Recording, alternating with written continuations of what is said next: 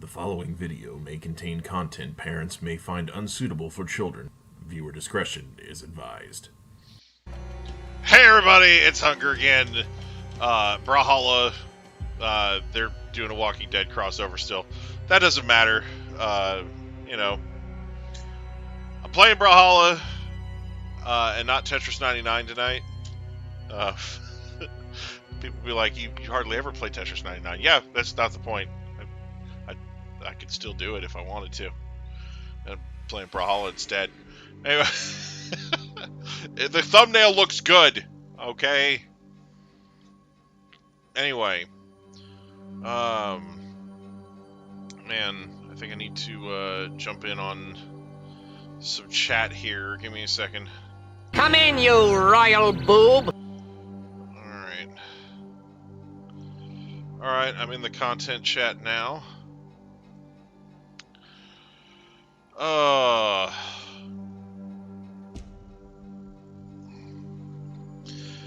This is gonna be fun, right? We're gonna have all kinds of fun tonight. I thought about calling the stream streaming Brawlhalla until we end up at a stage beside Sundrive City, but that probably wouldn't be a very long stream because people would intentionally be picking not Sundrive City to get me to end the stream early. So, anyway, I mean, which, you know, wouldn't necessarily be terrible. Sometimes I'm not sure which game I don't like streaming more, this or Skyward Sword. Just kidding, it's Skyward Sword. God, fuck that game. Alright, anyway. Should we jump into a custom room, or should we do some ranked? I guess we're gonna do some ranked until people get here. I already told Siege that I was starting. Oof. Orion. My ranked rating is, sus. Speaking of sus. Oh, hey, there's Siege. Hi. Oh, Queen Nye. I'm definitely doomed. Hi. How you doing? I'm doing. Just not sure how at the moment. Oh, God. 2, 1, brawl. Yeah, I caught your raging, screaming fit last night on Skyward Sword. Oh, That was brutal to watch and listen to. I apologize, but again, there are a subsection of the viewers out there who really like seeing me baby rage at games like that, so, you know, I'm sure they had fun. Just, you know, don't listen to my streams at full volume on your headset, please. You know, it's not a great idea. I cranked the volume down on my headset for the first time in a while. Good. I guess I just have much more patience with games than most people have, because even when I got totally... I will unmute you here in a second, detainings. I mean, the closest I've gotten to doing a screaming raging fit is with the Souls-like known as Star Wars Jedi Fallen Order. And that's not because of a cheap shot from a monster boss or me just sucking at it. I got stuck very early in the game. Again, it's not from the combat or the difficulty of the game. It's the fact that I am completely stuck in a labyrinthine puzzle of these platforms that you're trying to find your way back to the ship that dropped you there after getting a Jedi Vision quest in the center of this island. And you've got these, best way I can describe it is a series of zip lines at varying elevations from platform to platform. And it's like partially like a rundown base or something. And I keep running around in circles. And inadvertently power leveling myself because I kill these menial monsters and getting experience and leveling up. And it's like, at the rate I was going before I stopped playing it, I'd be like level 50 and invincible by the time I get to the meat of the game. Fuck! Bullshit. So what I'm debating doing right now is adding it to the stack of games I'm going to trade towards Metroid Dread, and maybe give the game another shot on Xbox Game Pass.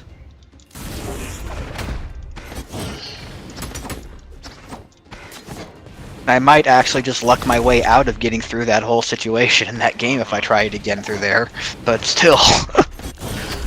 Get out of here. But yeah, I was basically going around in circles in that game for a straight hour, and I finally said, screw it, opted out, uninstalled.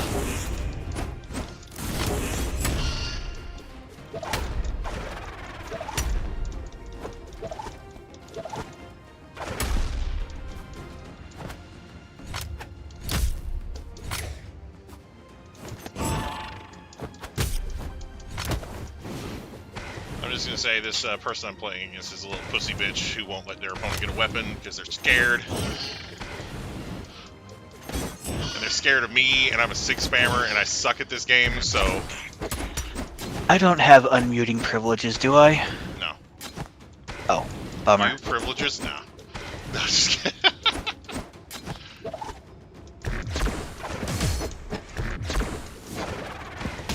Yeah, I paid to get the old piece of junk car put in my name entirely. I almost wanted to make the joke, hey, can I pay for this with my white privilege? Oh, man. I almost made that joke. Wow. The adult in me strangled my inner child, so... Alright, let me go ahead and unserver mute this guy.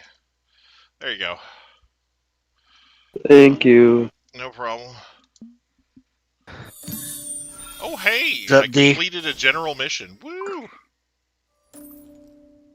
Alright, cool.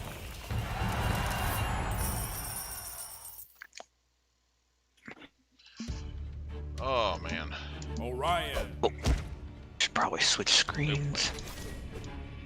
I didn't mean to jump in there. I'm trying to can I quit? Hang on. I didn't mean to do another one. Fuck. I'm so used to just pushing the button and continuing the fucking thing. Do the thing! This person's gonna get a free win. Watch this. Don't give him the free. Aw. Doing it. Doing it. You have this free win. Alright.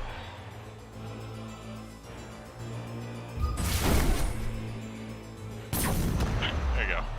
Have a free win. Player 2 wins. Yep. So I snagged the Xbox 360 version of Ninja Gaiden 2 for dirt cheap. Not active enough to qualify for rewards. Yeah, you think? Custom. Fuck off.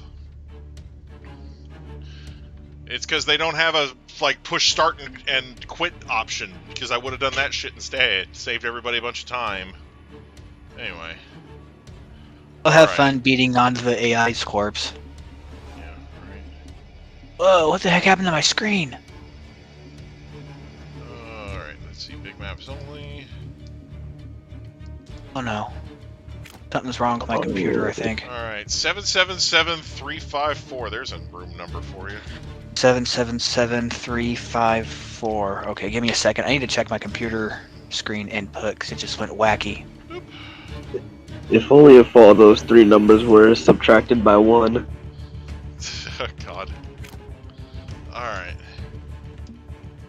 Alright. Okay, it was just a fluke. Whew, I thought my computer or my TV was going nuts. Well, you know.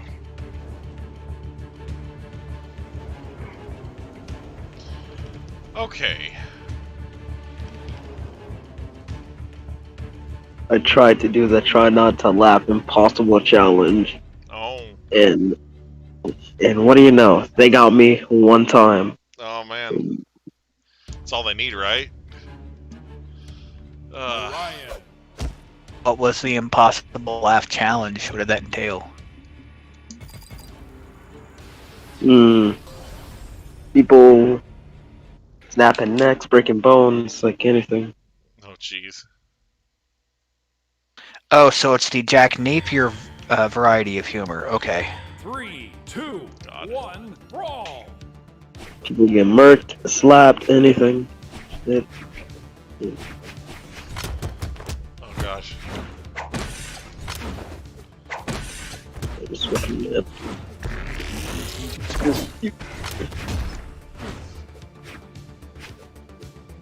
Can't defeat me, not while I'm holding my thick, throbbing, rock-hard lance. I'm just kidding.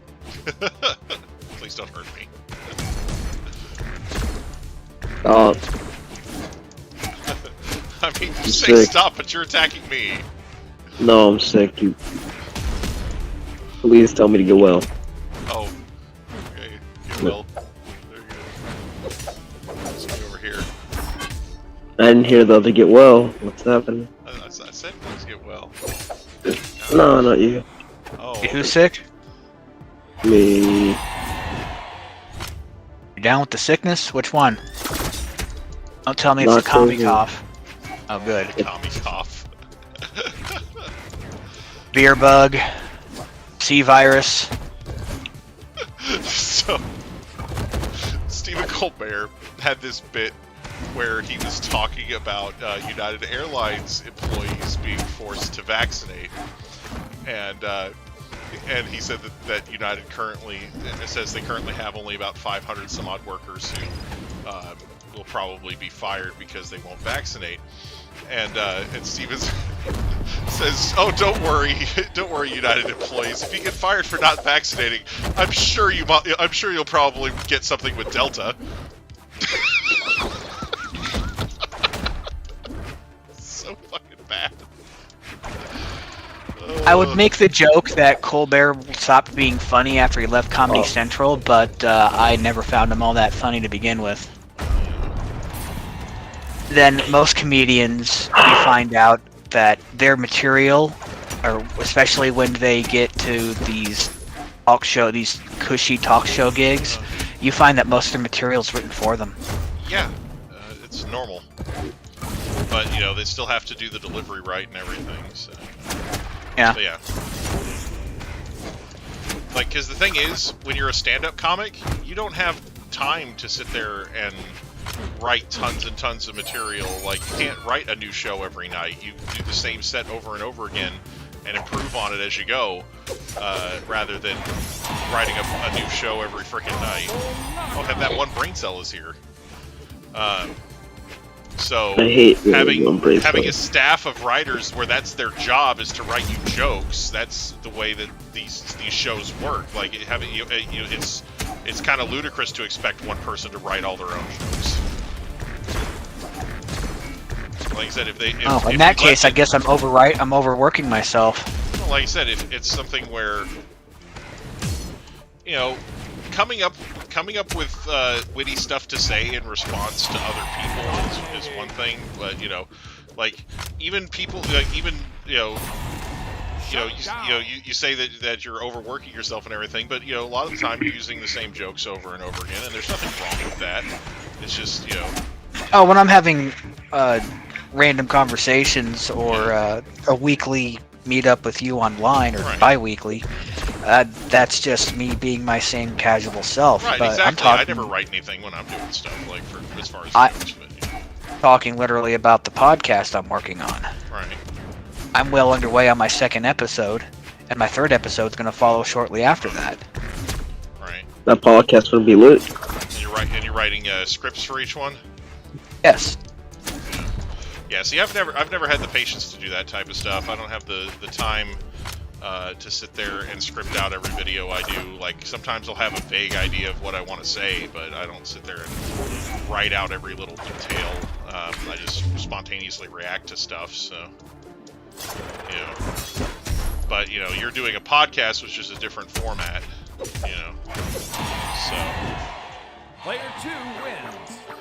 I mean, you see, when I want to do a podcast, I just have Aquan join one of my streams, and then it automatically becomes one, so... I saw him hanging out in the Discord server earlier. Yeah, well, there you go. But he Orion. didn't message me this time. Right. But yeah. Half expecting him to show up on the stream tonight anytime soon. But like Any I said, minute now. It's something where I work a full-time job. I don't have the time or energy to sit there and write all my material or you know, things like that. Right. You know, like if you have the time to do that, 3, and it 2, 1, makes you feel more fall. confident in your work, then go for it. But Yeah, I mean, I've only semi-recently had the extra time. I've got outside stressors that still continue to right. deplete my energy mentally, I mean, which I don't want to talk about tonight. Yeah, I have been doing some writing in my spare time. I'm writing a book, but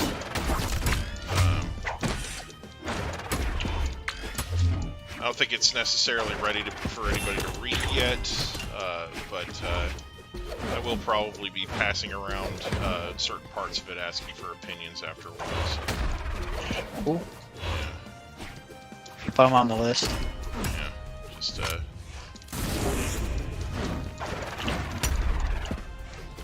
I'll be sure to keep my criticism constructive. yeah. Well, and that's the thing is, I'm really kind of looking for that criticism on this because I want to be able to iron out any real problems with it now. Kind of put more explanation in for things that are difficult to understand, or have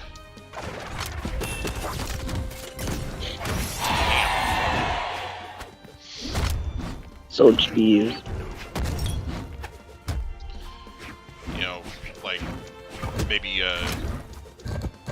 remove some lines and sections that are too wordy, stuff like that. But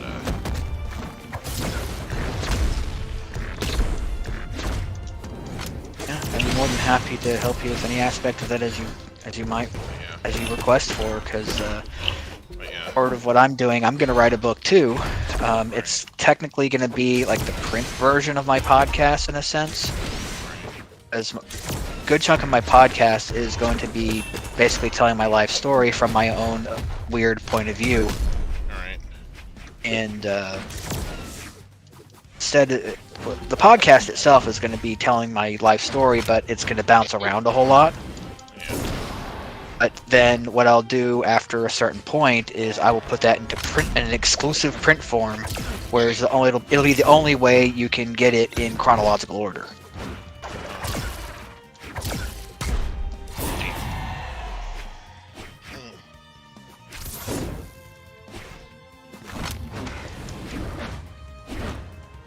So of course, exclusive content.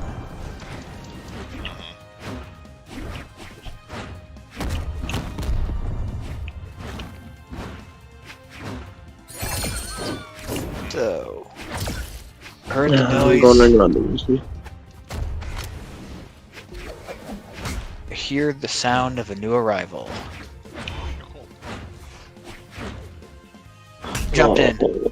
You know who else is a new arrival? Hey, what's up? Hello. Oh.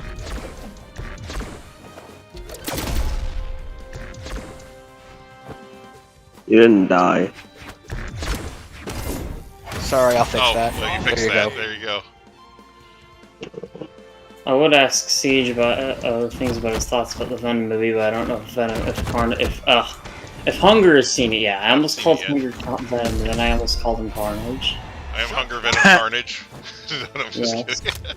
Oh well, at least you didn't call him Toxin. That'd be terrible. Yeah. Like, Yeah. Actually, if my avatar got affected by by one of the symbiotes, oh god, it'd be the end of days. Tentacles for everybody. Actually, Toxin is technically like the best of that lineage.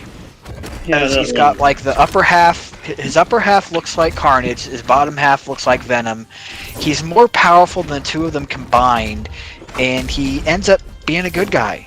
Mm-hmm. At least in the continuity I'm most familiar with. He's still not as strong as all Black though, but again, You're talking about Null?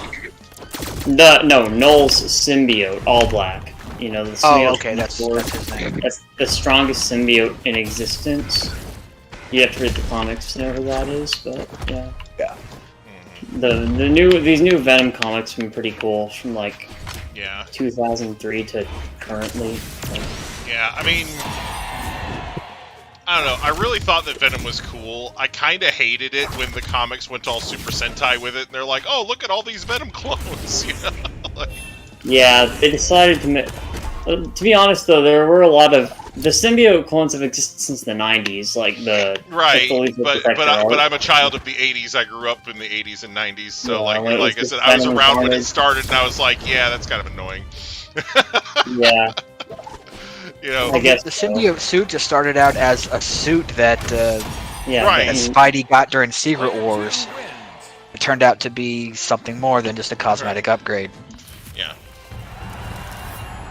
Yeah. Alright, Yeah, so you I'll know, go it's- one. And what's the code? 777354. Seven. Oh, no. Stop.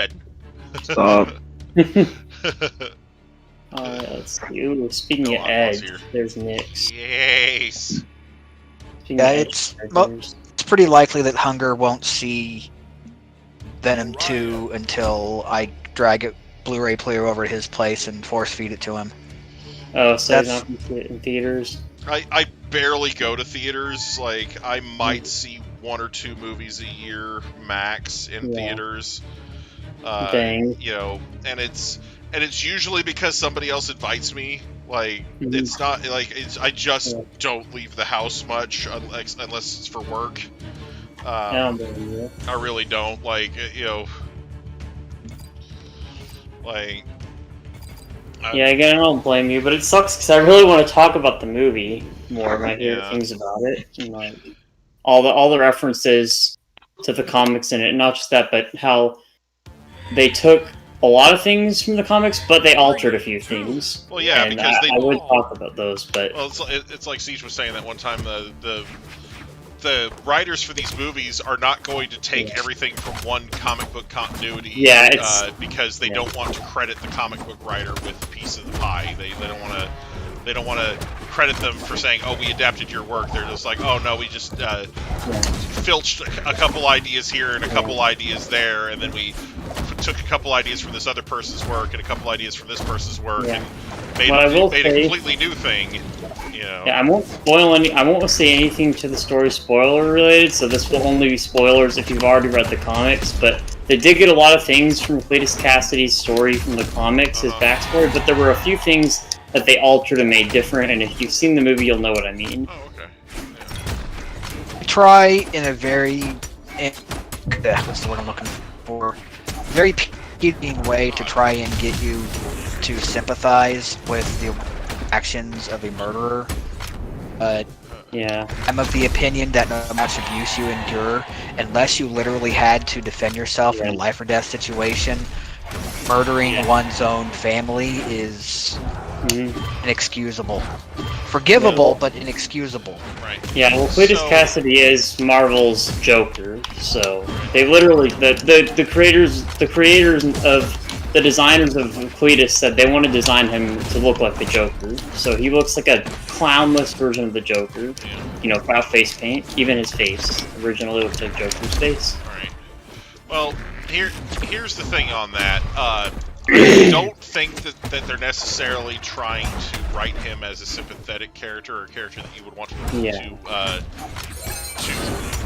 to forgive and whatnot. But the thing is, when somebody has those types of things in their past, it's something where it makes them more understandable as a character. Something like it makes them. It's something where.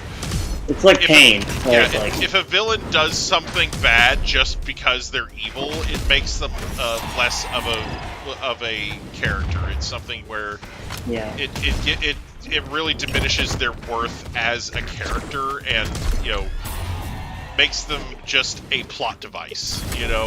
Then Carnage. What I was going to say, I'm not gonna say that that's a bad thing, because there have been a bunch of characters that are bad because they're evil, and a lot of the time those characters sort of end up kind of winding up with good guy traits and becoming more relatable that way. Like Skeletor, for example. Skeletor is almost the definition of a bad guy who just does bad things because he's evil. But if you notice, in the later seasons, they have him doing a lot of you know, pseudo good guy type stuff occasionally. You know, like fucking with Hordak and Horde Prime and you know, stuff like that. You know, and it's, you know, it's something where they kind of humanize him that way rather than writing him as a character that has human values to begin with.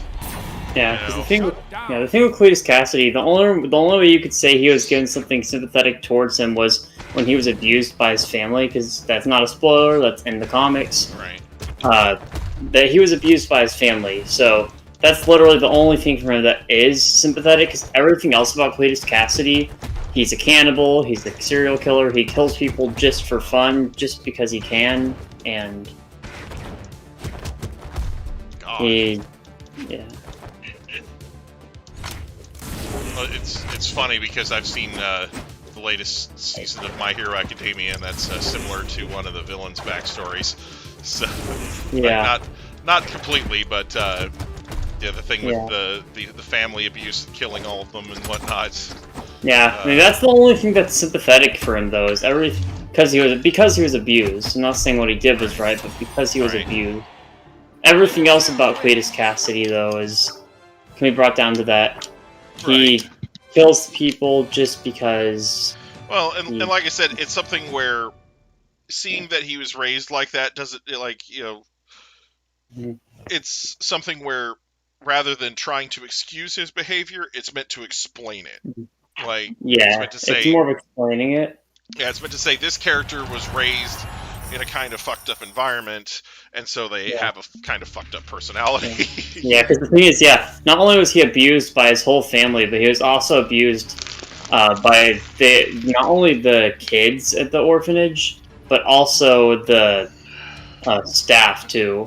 And this is referring to the comics, because they also show it in the movie, but I'm not going to spoil it. But in the movie, they did heavily change that up, but he was still abused in the movie. It was just right. Yeah. You never did answer my question. Did you see that thing that I missed? Oh, or the thing was it just? Don't spoil it. Oh shit. Okay, I'm not gonna spoil it, but I know what you're talking about, and it was most likely happened during the fight because like off screen. Yeah, off screen during the fight, but heavily implied because of he was held by him. So I don't want to say anything. Oh, he was being held. By him physically? Him physically. So alrighty, would be why he had the whole eye glowing whatever thing. Alrighty. Yeah, I don't want to. It's hard to explain something without spoiling it to everyone else. But it was a easily missable detail, and I missed it either because I sneezed or busy laughing at something. Yeah. Another thing that makes me think is either that or because this movie originally was intended to have an R-rated release, right? That's why it's pretty heavy for a PG-13 movie. It makes me think they might have cut a few scenes out of the movie. To get it down to PG-13? Yeah, it was PG-13, but it seemed like because of the content in the movie, it seemed more like it was originally intended to be rated R, because that movie, again, was really violent and dark for PG-13. Well, like I said, the first one felt like that, too. Yeah. I mean, I swear there's a rated R cut of the original Venom with a Tom Holland cameo somewhere floating around on Sony's movie servers somewhere, because I know from an interview of one of the guys who worked on the movie that they filmed a cameo of Tom Holland as Peter Parker in that movie, and basically Marvel said, cut it out. Yeah. Because Marvel wants this whole pity universe, and it sucks because it gets in the way of like the other movies, you know? Because certain characters you can't even... Also, a lot of those MCU characters aren't really like... I know Spider-Man's more meant for kids, but a lot of them aren't like meant for kids. Really, I have to admit that they've made too many of the characters have the same kind of clippy, sarcastic, egotistical attitude. Like Iron Man's like, oh, we got a formula that works with Iron Man. Let's kind of shoehorn that into every character. And I think they may have done that a little bit with Doctor Strange for sure. Like they made him more of a sarcastic asshole than just an asshole. So is Captain America. They did actually put a little more comedy in Captain America. He's usually pretty straight laced, but he actually has some pretty witty one-liners here and there. Yeah, it's just like that. People think that because the Marvel movies have characters cracking jokes left and right because of the MCU, that every Marvel character is like that, and it's another reason I like X-Men and the Venomverse more. Is they actually make the characters character-wise more true to how they are in the comics. Like in Spider-Man 3, part of the reason why that movie got such bad ratings was the way they portrayed Eddie Brock and Venom. Instead of having Eddie Brock be this character who wanted to get revenge on Spider-Man for causing him to lose his job. He did cause him to lose his job in the movie, but they adapted it in a different way, making it seem like Eddie Brock was already in the wrong, doing something bad. And they also, they could have maybe they could have casted someone maybe. There was a Venom movie actually that was supposed to cast this bodybuilder. I don't remember which one. There were 4 canceled Venom movies. Yeah. But they could have, gotten someone play Eddie Brock, who's at least looks more like him, and adapted the storyline to where if they were planning on having him in it, they should have made the second movie actually with Doc Ock have the symbiote in it, so that way the third movie could have focused on Venom. But right, they should have introduced the symbiote way earlier if they were going to do a Venom movie. I agree with that wholeheartedly. Plus Eddie Brock is definitely not like how in the comics. He's not like how he was in the movie at all. This Eddie Brock from the Venomverse is a little more accurate to comic Eddie because he, got screwed over by trying to do the right thing, trying to get some bad people exposed, but then he ended up, and they mixed it in with the Lethal Protector arc with the Life Foundation, but long story short, basically just saying that Eddie Brock is just an average guy, gets screwed over, his fiance leaves him, and he loses his job, he goes through depression, Venom finds him eventually, and from there on he starts out as this anti-hero who just, in the comics he's an anti-hero, in the movies he's more of a hero and Venom's the anti-hero. Because the thing with Venom in the movie, if you notice, is Venom never really has reason to want to not eat good guys. The reason he doesn't eat them is because Eddie Brock's holding him back, saying, oh, you can only kill and eat and harm bad guys. Okay, so sorry to interrupt the podcast. Joyce Chan is in the YouTube chat, and they say, I hope this doesn't sound annoying, but do you like both Smash and Brawlhalla? Yes, I don't have Smash on the Switch yet. I don't want to plunk down $100+ for Smash right now, so I'm not doing that. It's just $60. It's $100+ with all the DLC. Yeah, it's and don't buy the DLC. But I want the DLC. Yeah, the DLC's good. I can't wait for Tuesday to see what the final character is. I've been trying to figure out how much space the DLC will take to see if I need to buy an extra SD card or not. Yeah. Yeah. I mean, yes, I'm getting the SWOLED with the 64 gigs, but there's other games I want to get that are going to need SD card space. Right. And I spent a good hour on the internet and find out a solid answer. Alright. That one brain Only cell's figures. back. Only figures I was getting was like 13.6 gig for the initial download when it first launched. Now it's ballooned up to about 15 or 16 with all the compatibility updates. Right, well, and we've got one more character coming too, so I think that's probably the biggest reason why you probably haven't seen a final figure yet, is because they haven't got a final figure yet. Right, I mean, I was looking for at least a guesstimate. Right. I could even get one for just for Season Pass 1. Or Fighters Pass 1. Yeah. Yep. Yeah. The thing is, though, back to the Venom thing, the reason he's more of an anti-hero in the comics than he is in the movies. In the movies, he's more of a hero. Well, Eddie Brock at least, whereas Venom's an anti-hero.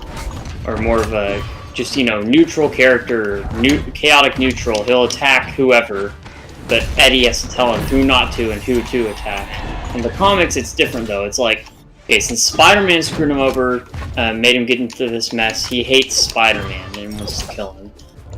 at first. Then he eventually, after being defeated, sent to prison, and then the whole arc of Carnage happens. He can't defeat Carnage, nor can Spider-Man, so they have to form a truce and team up together. And Venom only does this so he can kill Carnage. Or quote kill him, because you can't kill Carnage unless you kill Cletus as well. Otherwise, he'll just generate more Carnage from his bloodstream. Which is why, everyone who thinks that there's no possibility of a Maximum Carnage adaptation in the movies is completely, they're wrong. Yeah, because as long as he has a functioning bloodstream, remember, the Carnage symbiote, it's bonded to his bloodstream, it's even described in the comics, can regenerate even single arteries, like even vital arteries at the heart can be regenerated within seconds. It's a healing factor that makes Deadpool's healing factor a joke. Like, as long as Cletus Cassidy's heart is pumping blood through his body, even if his heart gets destroyed and there's still blood there, it can be regenerated by the Carnage symbiote. So, yeah. I feel the way they should have handled Eddie Brock and Venom in the Sam Raimi trilogy is the Chekhov's gun method. And I felt like they were going to do it, but for some reason, they didn't. For example, you know what Chekhov's gun means? What? It means something in the background that you don't use. No.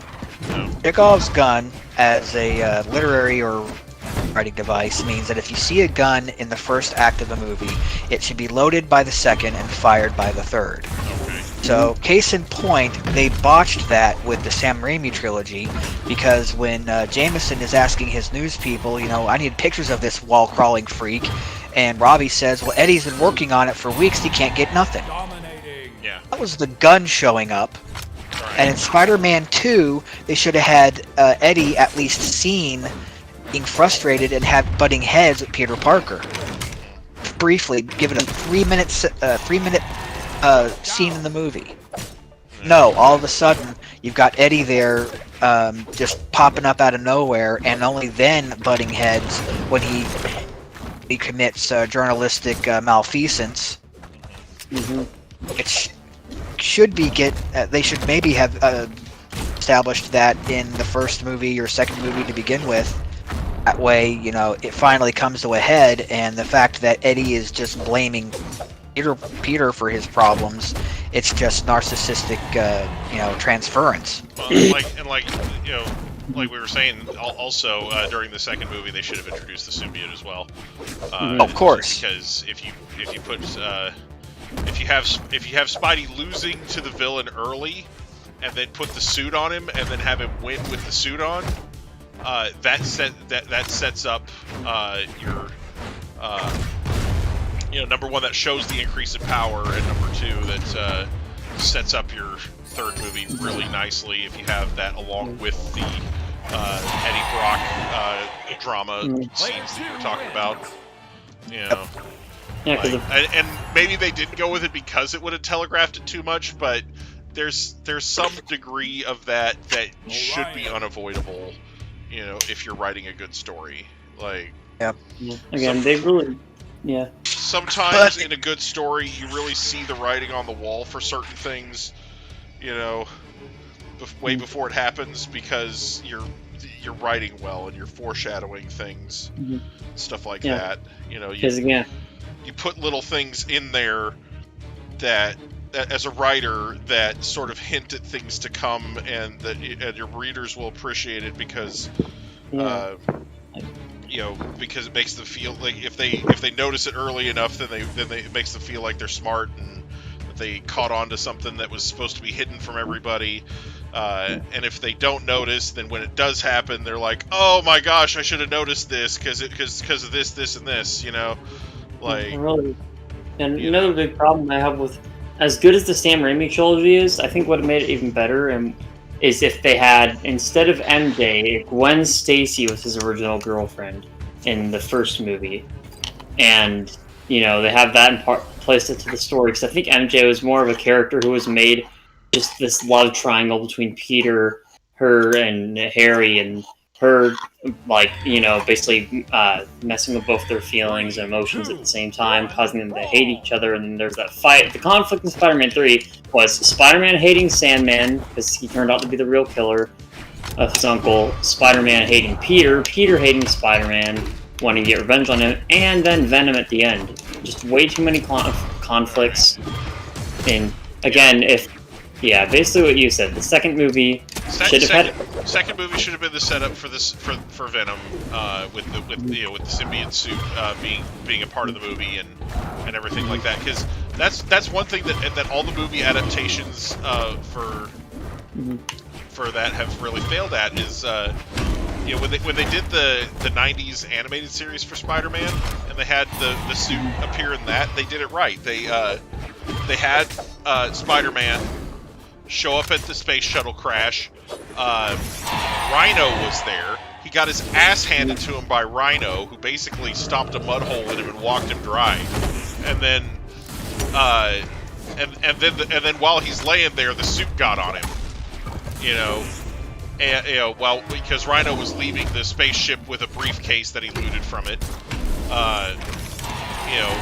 So Rhino basically beats Spider-Man, walks away, and then the suit gets on Spider-Man. So after he drags himself home, he wakes up and he's upside down wearing the suit. And then he starts realizing. Let's not forget the awesome nightmare sequence he had. Yeah. That Sam Raimi was at least smart enough to adapt That to was the good. movie. That was one of the best parts about Spider-Man 3 was that nightmare. He did have a nightmare sequence, but yeah, like I said, when he wakes up, he's upside down. He's got the suit, and then he starts realizing, oh shit, I'm a lot stronger now. I used to barely be able to pick up a Volkswagen, and now I can heft the back end of this fire truck over my head.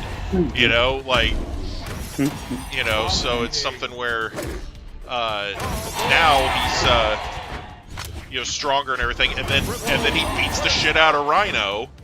Gets that revenge, and shows off how much more powerful he is at the same time. But then after that, he starts to see the symptoms. He starts to see that he's becoming more aggressive, and that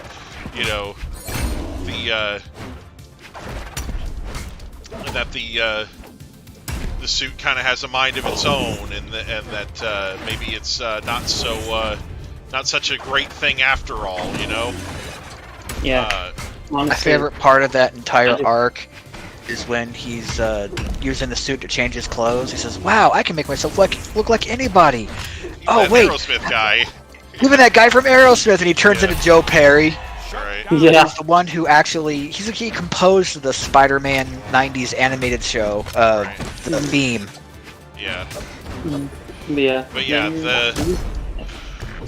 But yeah, so like they had this whole thing where like the symbiote, like he starts to realize that the symbiote's changing his personality and everything, and and eventually after almost killing somebody, he's like, hey, this is too much, and he gets rid of the symbiote, and then of course the symbiote falls right into Eddie Brock's lap, which is that's how Venom gets started, Honestly, that's one of the other scenes I liked in the Sam Raimi Spider-Man 3. There were a few things I liked about it. That scene where he removes the suit and it gets onto Eddie looks cool. I just hate the way they designed Venom. That literally just looks like the Spider-Man Raimi black suit, but with teeth. Yeah. The Venom eyes, and it just looks weird. But that transformation segment was cool. Like, where he gets, like, basically crucified with the Venom symbiote. At least that's what it looked like. Right. He's getting it was a cool transformation, but again, the movie ruined it when they didn't make his design good. Well, it's just a side effect of Sam Raimi being more of a 60s and 70s Spider-Man fan, and then going off to film school and everything, and missing several issues. Yeah, missing how Venom's like really buff. Yeah, he's like, oh, Venom's this villain that turns into the black suit, so. It's an interesting interpretation, but it looks more like the body type that Carnage has. But, right. Well, yeah. and the thing is, in the animated series, when when Brock gets the suit and everything, he starts working out and everything, you know, because he's like working with it, you know. He's like, yeah, I'm gonna make the base stronger, so you know, and everything, and I think the best part is when they're introducing themselves as Venom to Spider-Man for the first time, because you know he shows off right away that he's Eddie Brock, as he wants Spider-Man to know who's kicking his ass. 3, and 2, 1, you know, and it's like, oh, you know, and he's like, oh no, we are not just Eddie Brock anymore. We are poison to you, Spider-Man. You may call us Venom, you know, like that type of thing, you know, like, you know that, you know, so it's something where, you know, they were presented as like an anti-Spider-Man sort of thing, where, you know, Venom has all of Spider-Man's powers in addition to his own, and you know. Yeah, like the whole "you created me" thing, but I'm stronger than you. Right. Like, I always like that type of villain. Right. So And it's Best twist on the whole evil villain trope, the evil twin trope ever. Have to admit. Yeah. Well, and then they went off and did a bunch of Spider-Man clones that are literally just Spider-Man clones. You know? Yeah, all the different Spider-Verse universes. Yeah. I will say the only alternate universes of Spider-Man I like are Spider-Man Noir and the anime-inspired one. This wasn't just AUs though. This was literally like Peter finds out that like that he was actually a clone of the original Spider-Man, and you know. Oh, the Clone Saga. Yeah, and he ends up calling himself the Scarlet Spider, and and the original Spider-Man shows back up, and then you know, and then there's another clone called Doppelganger, who's. Or how about what they recently? What about how they recently shoehorned some stuff in about how Null is like the reason Spider-Man has that spider symbol on his black suit? Yeah, I don't know, but anyway, it's something. Are we still talking about the animated series, or are we talking about comics as a whole? I'm just talking about comics in general, like, because like I said, they did that whole mess where they were just Spider-Man clones coming out of the woodwork for a while, you know, and you know, it was like one clone would have been more interesting, I think, than like, but every time something gets the fans' imaginations going, they keep going with it. They until they drive it into the ground. Just like, you know, they introduced Carnage, and they were like, "Oh, the fans really responded well to this. Quick, make a Super Sentai team of symbiotes immediately." You know, yeah, like Planet of the Symbiotes. Yeah, the symbiotes at this point can just have their own, like, be their own thing. I mean, they kind of have done that recently with the Venom comics, introducing Null and introducing the Clintar and such, which is their planet. And right.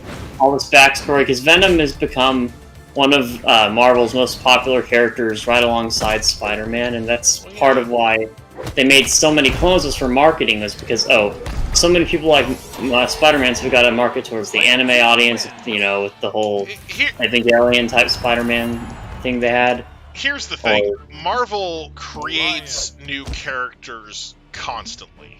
Like, there are tons and tons of Marvel characters that have never been represented in movies, and probably never will. Now, aren't they making a movie currently for these characters that have never been represented? Like the, I forgot what they're called, but I saw a trailer for it when I went to see Venom 2. It was a new Marvel movie. Yeah. Well, like Eternals, Celestial in it and stuff. So the Eternals are a more obscure series or characters. Yeah.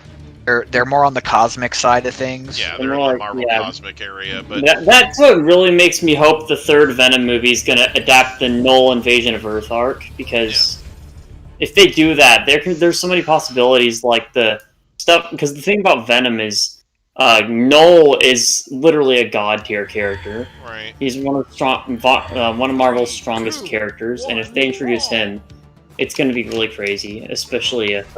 Well, I'm not going to say anything more because that would be spoilers, but just, you have to. Yeah. It'd be cool. I'm banking on Feige having his way with convincing Sony to help them do yet more Spider-Man movies, including a Venom crossover. And so I fully expect the next one to be Maximum Carnage, or it could be, you know, Spider-Man and Venom, Lethal Protector, something like that. I feel like it's going to be something with Spider-Man and Venom. Well, that's all I'm going to say.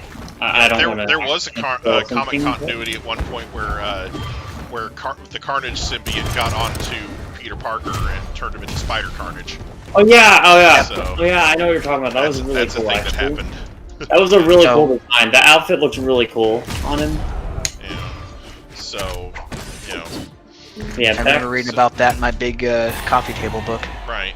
But anyway, there's a ton of Marvel characters that they created to be sort of because the thing is, Marvel creates characters constantly, and sometimes they pick up a lot of traction and end up reappearing repeatedly and whatnot, you know.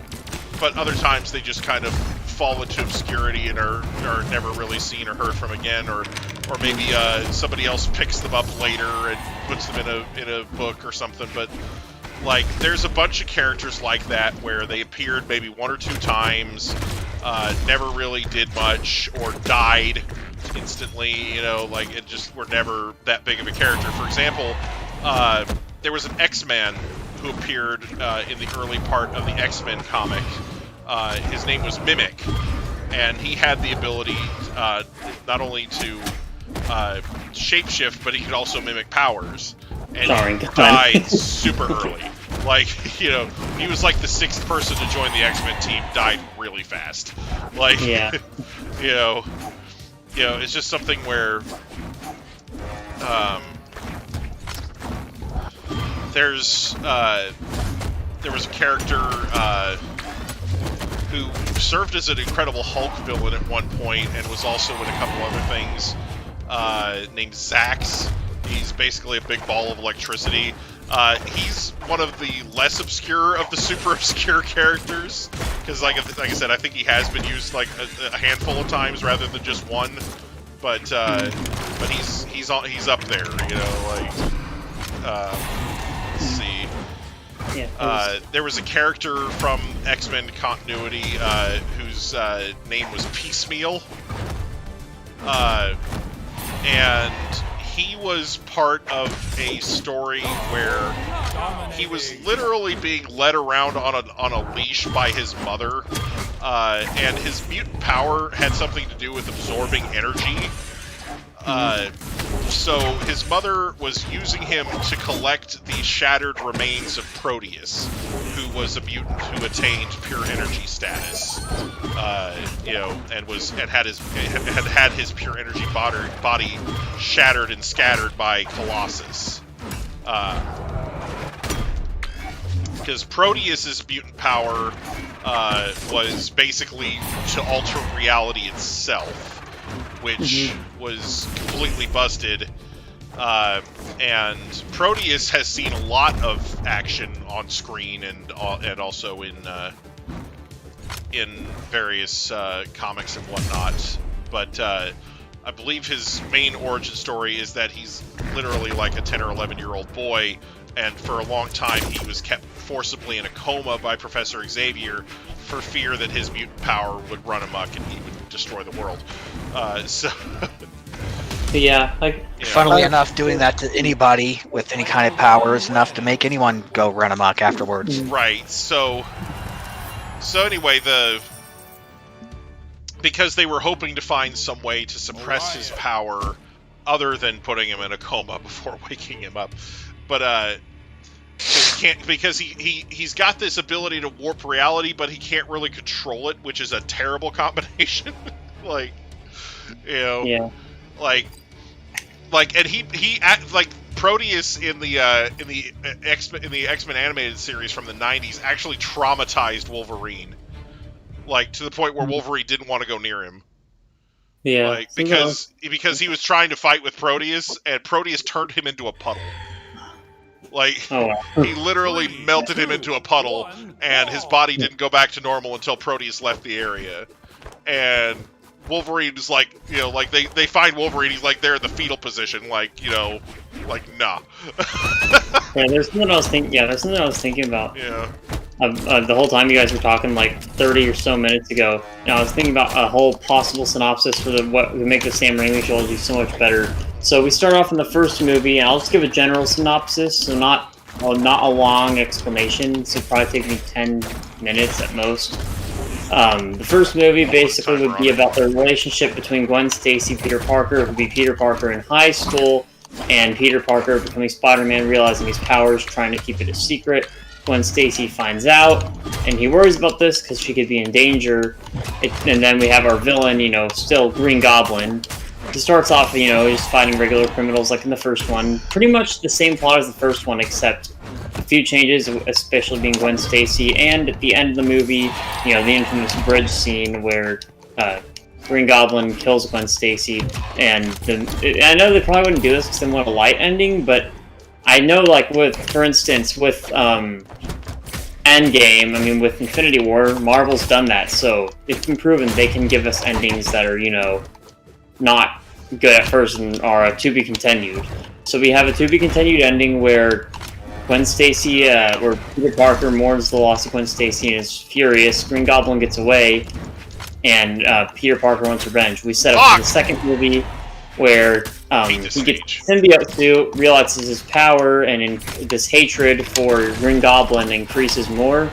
He gets revenge on him, ultimately killing him, or, you know, then he finds out this power is too evil for him and wants to get rid of it. And then we set up for the third movie with Venom. And I think that would be the best way to do the whole Venom trilogy, or Spider-Man trilogy, and have Venom. It'd be much better than the way they did the third movie, at least, because the third movie... Yeah, the third movie wanted to give him... The third movie was terrible. Like... Yeah, they wanted to give him this hatred, so they're like, oh, let's write a new character, let's shoehorn in that Sandman killed his uncle, you know, instead of, you know, setting up the plot better, because the thing is, it's obvious they wanted to have Venom in the Spider-Man movies since the first one, because there was supposed to be a Venom movie as early as '97, so... Yeah, but there's also supposed to have been a Tron 3 since, like, 2008 or so. Yeah, we're canceling it. They only greenlit it 10 years ago, and it's still been, you know, sitting and collecting dust, or at least Venom stuck in limbo. At least Venom came up after being greenlit. Only a year after being greenlit, we got Venom 2018. Did you ever see that Spider-Man 3 editor's cut? Oh yeah, I have Spider-Man 2.1 and I have the 3 seriously. Yeah. They're the better versions of the movies. Like there's that scene where Spider-Man's staring in the mirror and sees Venom behind him. I have to disagree on 2.1. 2.1 just seems like an alternate version of it. And it's not necessarily better or worse. I mean, I watched 2.1, then the second, then the original, then 2.1 again, and I literally couldn't decide if one was better than the other. The thing about 2.1 that makes it better for me is that one scene where J. Jonah Jameson's wearing the Spider-Man suit, pretending to spin webs around. Yeah, that's like the one scene I would say, okay, just put that in and add nothing else, almost nothing else. Maybe the extended sequence during the long fight with Doc Ock, the first one or whatever, but yeah, and then there's the really awkward pizza scene. That one went on way too long. There's a reason why 99% of the time when they cut a movie and they put out what they put out in the theaters, there's a reason why they cut those scenes and leave them on the cutting room floor, because they don't quite work. They alter the overall flow and feel of the movie. It's either that or they changed the age rating for the movie halfway through the plot, which is what I think they did with Venom 2.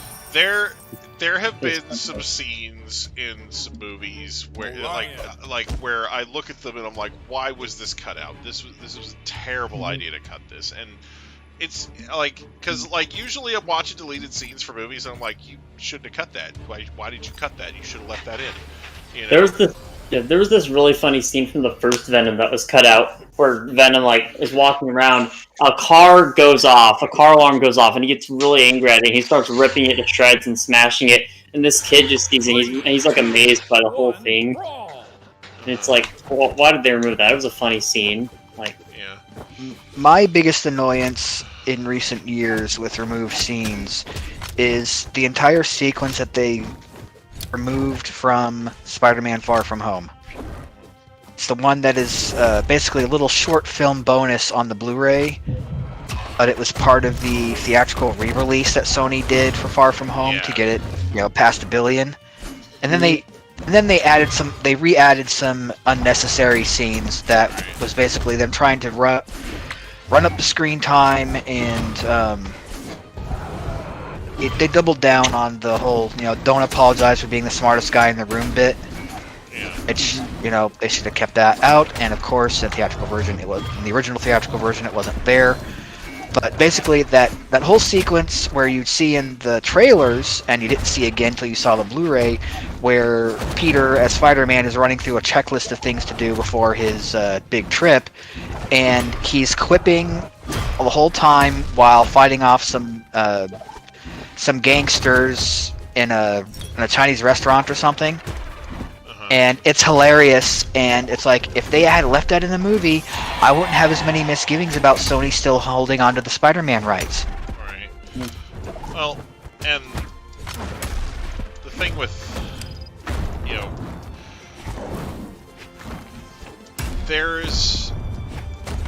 there's always going to be scenes cut out of stuff that we wish would stay in. But what I hate is when they are cutting things that really need to be there. oh yeah, for sure. Like, I hate it when I hate when they have a scene in the trailer and then it doesn't wind up in the movie. Like, I get that sometimes they change the dialogue for a scene in a trailer because they want to add context, but when they outright just don't have a scene in the movie that's in the trailer, it makes me so mad. Like, Robin Hood Men in Tights is a good example. There's a scene that was in almost every trailer for this movie that showed a tree with a target on it, and Robin shoots an arrow at the tree, and it hits like a foot below the target and splits the tree in half. And that's not the movie. Wow. That is kind of a standard practice. It's not, though. It's really not. Having trailer shot. Never heard of trailer shots? No, most trailers have scenes that are in the movie. Like, Disney did some teaser trailers for Frozen and a couple other movies that had scenes that weren't in the movie, but they were basically just to tease the characters. They were obviously not full-on trailers for the movie. They were just like, oh, here's this thing where, because like I said, like, I'd say a good 90% of trailers or so that I've seen the movies for, they have all the scenes that were in the trailer somewhere in the movie. Like, it's not really that common to make a bunch of scenes just to put them in a trailer, like, and the thing is, that's kind of false advertising, like. Well, I guess Rogue One really hacked you off, huh? I never saw it, so there you go. But Rogue One is infamous because of the fact that there's maybe 1% of the actual movie, or 1% of the shots in that trailer is actually in the movie. Right. Did they have a disclaimer on it that said this scene isn't in the movie? Because they probably should if they don't want to get sued for false advertising. Because when you play a trailer, that's what people are expecting, is for that scene to be in the movie. Like, I've seen some movies use scenes in a misleading way. Like, for example, in the Cable Guy trailer, they used all the funny bits and made it seem like it was some sort of comedy, and it's not, so but at least those scenes were actually still in the movie, and they didn't just add a bunch of scenes where Jim Carrey was being funny on set or something, So you think Marvel should have been sued for hinting or insinuating that Hulk would be part of the big march at the end of Infinity War. Here's the thing. When you watch a video game trailer, and there's a scene that's not actual gameplay, what does it say at the bottom of the screen? Like, It says not actual gameplay. it says not footage. actual gameplay. So, if you're trying to get me to buy a movie, and you have a bunch of scenes in your trailer that aren't in the movie, shouldn't you have a disclaimer at the bottom that says this scene isn't in the movie? It's just, you know, scene just for trailer to depict characters, you know, or something like that. You know, like you know. Something I'll Why say for visit that. Tetris 99? Something I'll say for that though is a lot of movies People do that. have complained for They quote- eons. They quote don't want to spoil a movie, but the thing is, here's a way you can do that. Just don't show a scene in your trailer that's a big part in the movie. Literally, the first trailer for Venom 2, not the second or third one, but the first trailer for Venom 2, all it shows is like Venom cooking breakfast for Eddie, and yes, that scene's in the movie and it's hilarious, but it's on the trailer, so it wouldn't be spoilers, and it doesn't spoil anything for you. Now, the second trailer spoils stuff, but I guess the reason is they don't want to spoil anything because a lot of people complain. Well, And again, I agree. Trailers should show you something that'll get you interested in wanting to see the movie, yes, but they shouldn't show anything important from the plot. right, and that's Yeah. the thing. I've seen plenty of trailers that basically spoil the entire movie. Like, I've seen trailers where you watch the trailer, like, okay, I don't need to see the movie now. I've already seen the 5-minute version. You know, like, so When they it's make like, a yeah, don't 5-minute make a trailer. 5-minute long trailer that spoils your whole movie. Like, just show some witty one-liners or some cool action scenes. But don't like show the entire scene. Just show some of the cooler moments and get people interested in it that way.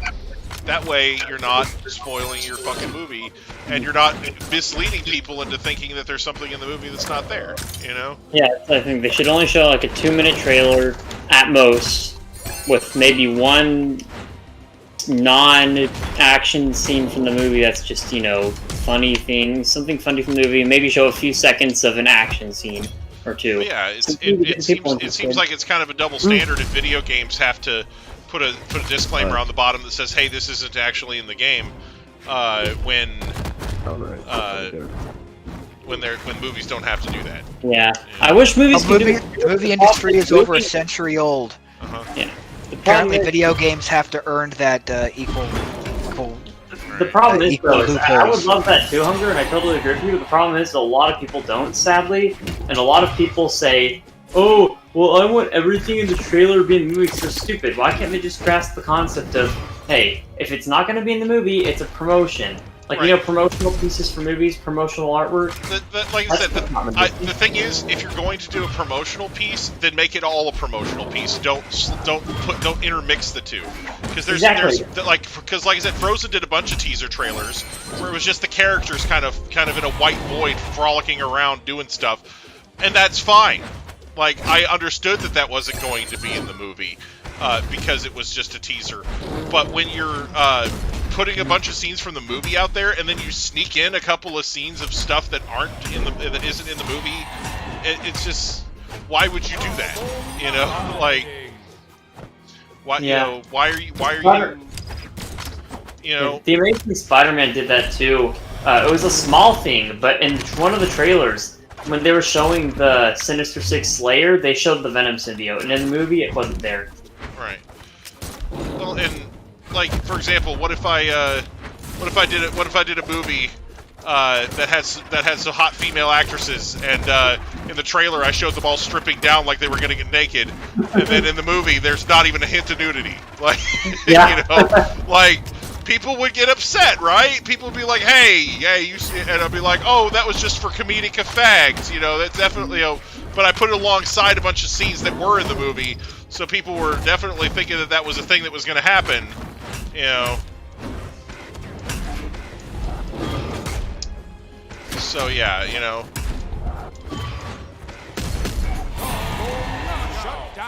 Do a trailer for a movie with some hot female characters in it and show them making out with each other for a few minutes.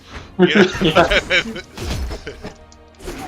And then they watch the movie and it's like, oh, there's none of that in there. Yeah, no, it's just that's just something I did to promote the movie. You know. Again, Amazing Spider-Man 2 should have gotten some more work, because there's literally deleted scenes where there's a whole deleted scene that wasn't even finished of Harry Osborn doing a rampage on, a killing spree inside of Oscorp, and that would have made the movie at least a little better, because it would have given you a reason to see why he's a villain, rather than just, oh, I hate you, Peter Parker. Like, yeah, I know that's unrelated to the trailer thing, but at the same time, it's like, they should have at least made Green Goblin the villain in the third movie, if they wanted to. Right. But yeah,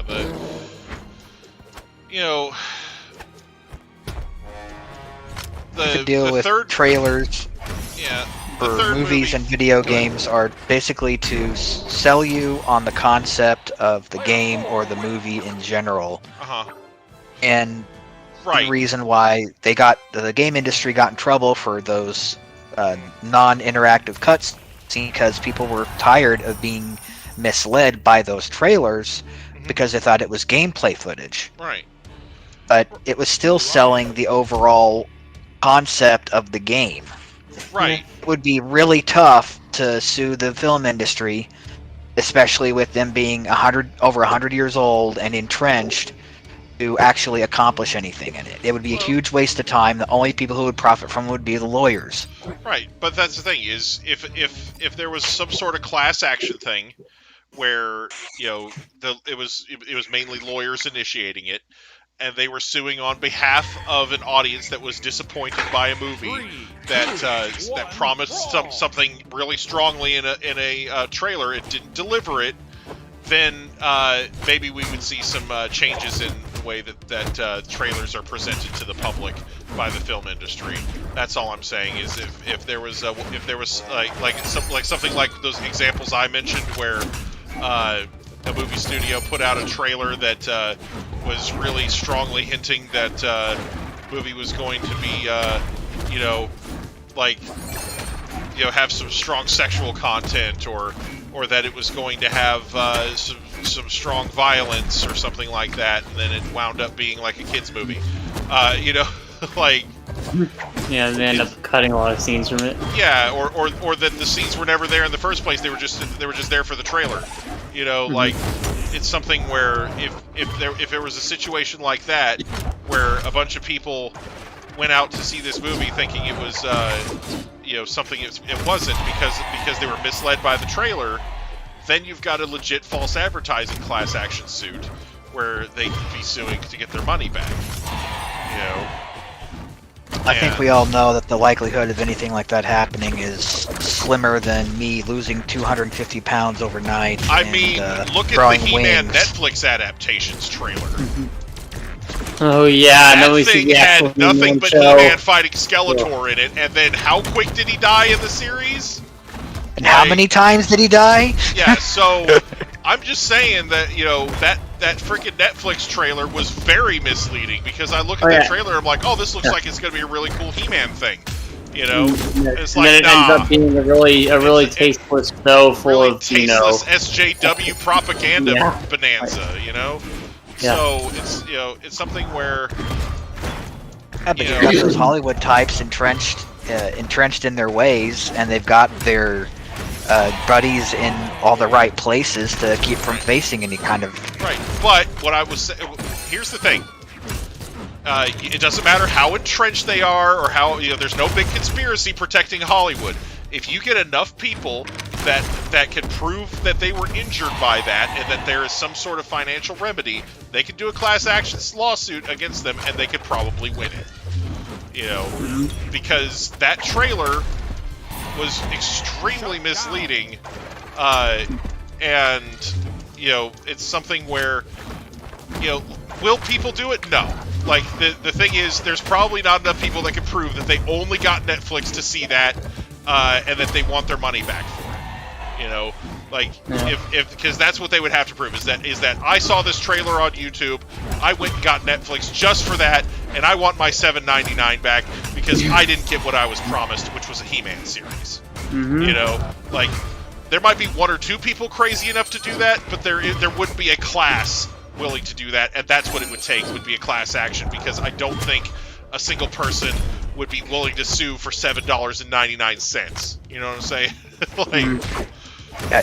And even if there was that many people, it would take a massive reversal and upheaval of how things are done in this country it would for that to happen. Here's the thing: courts are there to remedy an injury, a financial harm that has been done to somebody. A civil court. Just speaking from my complete and total cynicism. Right. But yeah, a civil court functions to repair damage that has been done financially to people. So a lot of people don't understand this. A lot of people think that a civil court is just a huge windfall waiting to happen because they hear about these high-profile cases where people want a lot of money. That's not the case. When people win a lot of money in these cases, it's because they were suing for damages that were that severe. 3, 2, like, 1, if I win $1 million in a medical case, it's because I probably have close to $1 million in medical bills. You know, it's not because the court just arbitrarily pulled some number out of its butt. There are certain types of injuries that have a prescribed financial amount that is dealt as damage, but for the most part, damages are awarded based on injury. Like, in other words, if I'm an artist and I was planning on, and I could prove that I should have made $1 million off of a piece of work that somebody stole from me and posted in my stead, then I can get about $1 million for it. But in most cases, the court is going to look at that and say, well, you don't really have a way of proving that you definitely would have gotten $1 million for that, so we're going to give you X amount instead because there's specific numbers prescribed for copyright damages. But for something like medical bills, that's much easier because they can say, look, I have this much in medical bills because this person ran over me with their car while they were watching cat videos on their phone, you know? And that's a much easier to prove injury and a much easier injury for the court to remedy because they say, oh, well, if it costs you $1 million because this person ran over you while listening to cat videos, then they owe you $1 million, you know? So, you know, it's much easier that way for a court. So again, with something like what I was talking about with these movie trailers, what we would, because if they get sued for $7.99, number one, they're probably not even going to bother with it. They'll probably just settle the $7.99 out of court, if anything, if it's just one person suing them. Now, if it's a They'll get laughed out of court. Yeah, if it's a class suing them, though, if it's a class action with 100,000 people who all want their money back for their Netflix or for their movie ticket or whatever because they feel like they were deceived into viewing something that they otherwise would not have gone to see, then you might have the movie industry taking a hard look at the way they market stuff and saying, okay, if we put stuff in the trailer that's not really there, then we're going to have to put disclaimers on it. Because that's what makes them do it. It's not a law that says, oh, you have to put a disclaimer on this thing. It's lawsuits. It's people losing their ass in lawsuits over class action claims that force these companies to do stuff. Like the board game Guess Who, for example. They had this line of commercials where the characters on the cards were popping out of the cards as animated characters and talking. And after a while, you started seeing a disclaimer popping up on these commercials that said game cards do not actually talk. Because people were buying the game thinking they were getting talking game cards for some stupid reason, And I'm sure that the people in the lawsuit were arguing that no reasonable person would think that. But the thing is, their target audiences were children, So, it's like, yeah, children aren't reasonable; they're children. So, it's something where they had to start putting that in there because there was enough people that were seeking legal remedies against them for purchasing this game that they wouldn't have otherwise purchased. Because they got it for their kids and the cards didn't talk, and now the kids are upset, So, like I said, it's all about precedent. If somebody gets sued for a movie trailer sometime, because it's too misleading, then you're going to start seeing these movie companies being a little more cautious as to what they put in their trailers. But until then, they'll probably just keep doing whatever the fuck they want, you know? Mm-hmm. Well, this would also possibly bring up a debate of how much the government interfere with creative works and advertising said creative works. Advertising... Because it can fall under First Amendment. Here's the thing. Advertising doesn't usually. Because advertising is meant to sell a product. You cannot, in an ad, claim that your product does something or has something that it doesn't. You know, it's that, you know, free speech is fine until you use it to harm somebody. Okay, so if you know, that's why you can't have free speech like I think everybody should go storm, you know, Donald Trump's mansion and do horrible things to him. You can't say that type of thing in a free speech environment and get away with it because you're trying to incite people to harm somebody. You know, just like you can't like in advertising.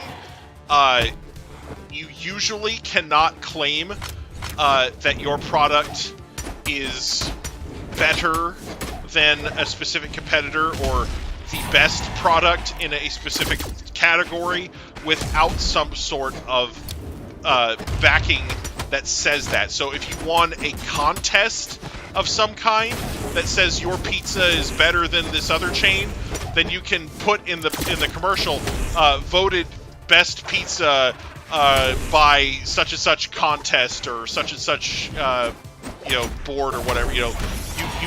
But you can't just say we have the best pizza unless you have that qualifying disclaimer, because there have been some people. It's like like, oh, our car has the #1 safety, and then at the bottom there's this massive disclaimer in white text that says, according to this magazine or this safety institute or this test, this testing area, or it'll have some sort of qualifier in there.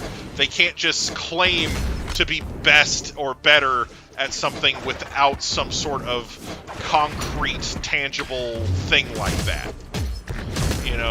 So, and if you do, then then you can't be surprised when that competitor comes at you saying, "Hey, they're saying they're better than us on TV, and they don't have any proof, and they can sue you for damages."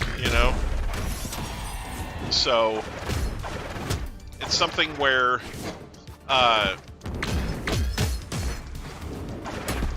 as a society, are we a little too lawsuit happy? Yes, and it's like I said, it's because people see lawsuits in the news and they see them as a massive windfall, when really they are there to remedy a situation. So you don't just get to slip on a puddle in Walmart and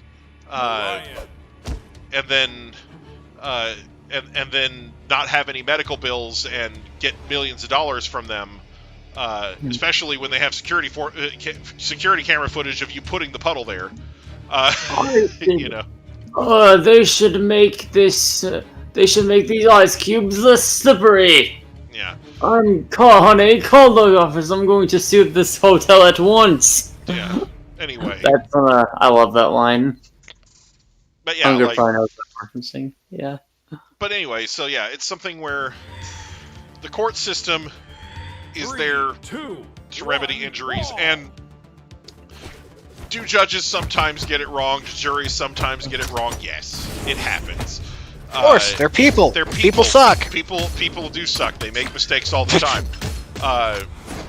But for the most part, if something is inequitable and somebody has wronged somebody in a legal sense, a court is usually the appropriate remedy for that situation.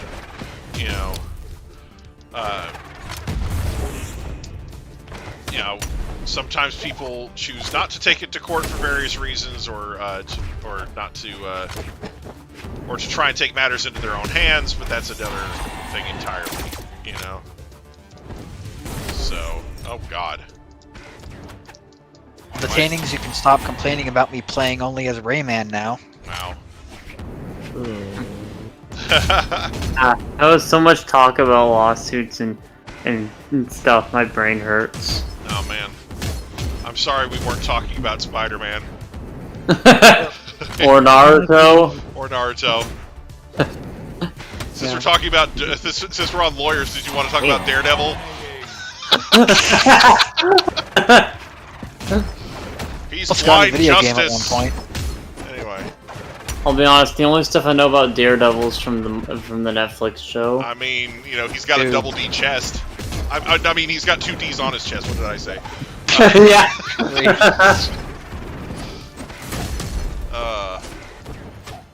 Oh man. But yeah, my plot synopsis idea for Spider-Man was basically this. First one: Spider-Man's relationship with Gwen Stacy, finding out his powers, fighting common criminals. Then his main villain, Green Goblin, he kills Gwen Stacy.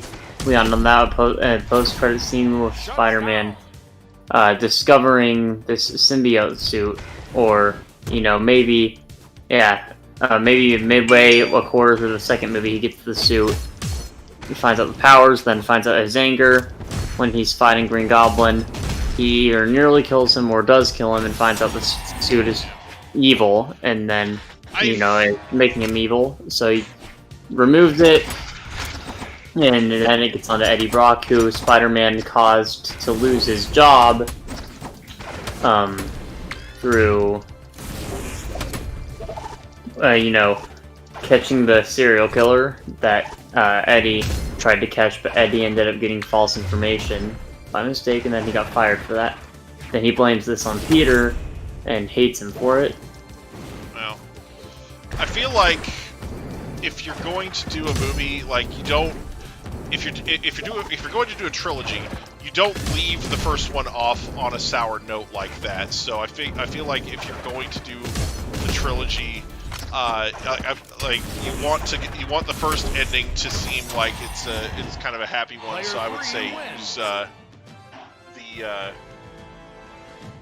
I would go ahead and have him defeat the Green Goblin in the first movie and use a different villain in the second one.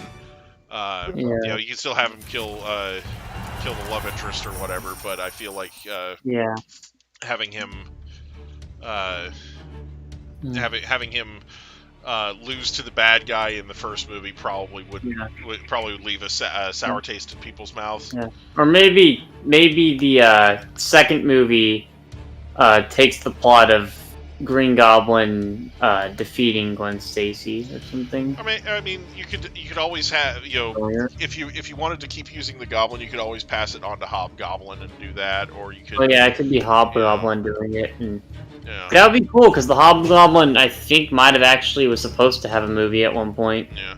They ended up going with the new Goblin thing insteed, which was weird. Yeah, which was because they acted like they were setting up Hobgoblin, and then they're like, oh, no, new Goblin. But it would have been cool. Hobgoblin does the whole Green Goblin bridge arc thing on the second movie and Peter already has the black suit at this time.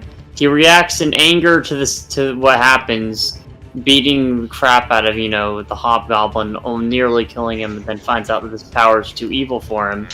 Or to make it seem even more impactful, he ends up getting his revenge, and then he finds out that this is bad. They kind of tried to do that in the third movie too, because he thought he'd killed Sandman, and he was proud of it, happy about it. So Deutsch Sean is in the YouTube chat. They said, I realized Gen 5 Uber format on Showdown is open. Yay! And then they said, I love Shizune. Which... No, you don't. 2, 1, I don't know. brawl. I don't know which Shizune they're referencing. Naruto Shizune. Oh, okay. And from my friends. Yeah. And we've been talking about Naruto a lot, so... Oh. A good trilogy, you have your beginning, your prototype suit,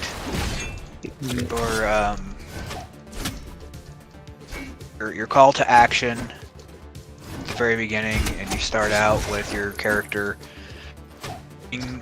learning the ropes, finally barely getting into the swing of things with his new abilities, especially if you're making it a hero story, like a superhero. But then, the second part of the trilogy, just when you think the character's, just when the character thinks he's got it all going, he's figured out life and everything, that's when you put your character through hell. You see what makes them tick. You torture your characters. You bring them to the point of death.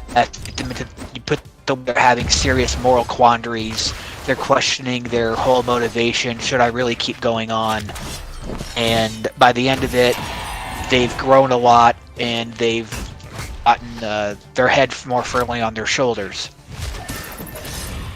And in the third part of a good trilogy, you have things come back from their early past, or their beginning of their career, or their journey, or something in their past they didn't know about, or all of the above. And all those things have to come to a head for a thrilling conclusion to the third part of a story.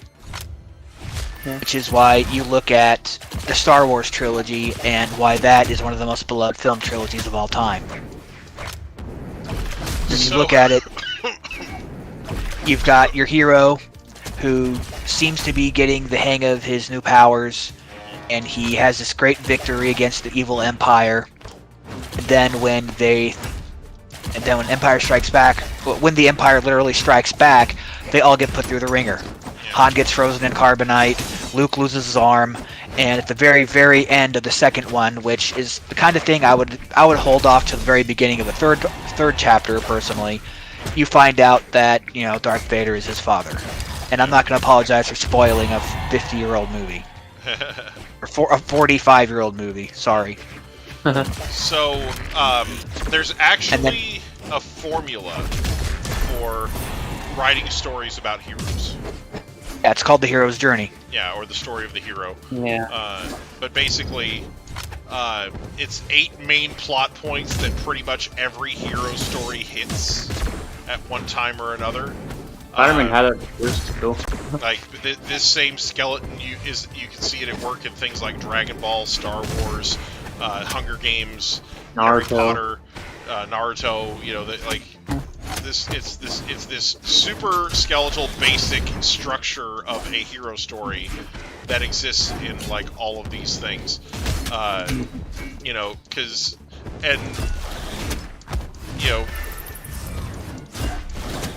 It's something that as you're writing a hero story, it's almost unavoidable to have these elements in it, so you have the characters, you basically start with the baseline. This is what the character does in their normal life, so you show off just a little bit of the everyday for this character. In a fairy tale, this might be as basic as just, they're a humble woodcutter, or, just whatever their current life is like. You just give a little bit of background on that, Then you have the call to action, like Siege was saying, where something gets them out of that comfort zone and into some sort of adventure. Player 3 wins. You have guidance, usually, where a character shows up to sort of guide them and show them the way, to become a better hero. This could be in a lot of different forms. It doesn't always have to be Obi-Wan Kenobi. It could be, just literally somebody they get directions from on the road or something like that. Yeah. But there's usually somebody in their life that acts as some sort of advisor to them, knowingly or not. In the original Spider-Man trilogy, it's Aunt May. It's like, she's giving him advice that he's using to mold his superhero self, but she doesn't realize that, Yeah, and in some of these cases, the trainer per se, or the mentor, ends up dying, and it brings more of a depression to the hero. Right. I'm not gonna say what series have done this because Deutsch has in the chat, and it would be spoilers for a certain series that he hasn't finished yet, but I will say that there's a few anime series up there that have done a thing where a mentor ends up dying and it traumatizes the hero. Right. It's a trope. at the same time makes them stronger. Right, and again, it's something where,